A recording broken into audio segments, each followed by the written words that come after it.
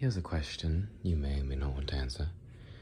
If you were offered the ability to harm someone, and let's say you wanted to, it doesn't have to align with your morals. So this is just like, let's say, a character you're controlling in a way, and your goal is to harm someone as much as possible. How would you do it? Keep in mind you have the ability to do whatever you want whatsoever. So think about that for a moment. Maybe fire, acid. Alright, now here is my answer.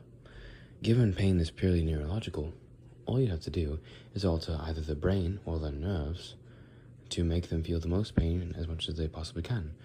So you make the pain receptors in the body as high as it possibly can be. Every method of calming the body, like the parasympathetic nervous system, you disable that. So any method of coping with it, get rid of that.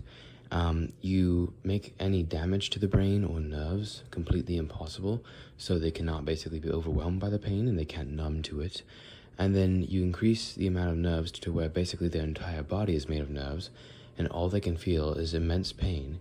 You could even grow up the nerves past their body, so they feel it in as much possible areas as they possibly can. Because if you have it in just your body, that hurts. But if you add, let's say, an extra limb, that hurts even more.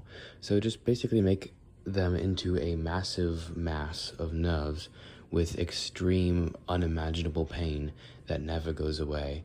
And then if you'd like, you could also lock them in a time loop for where this happens for eternity.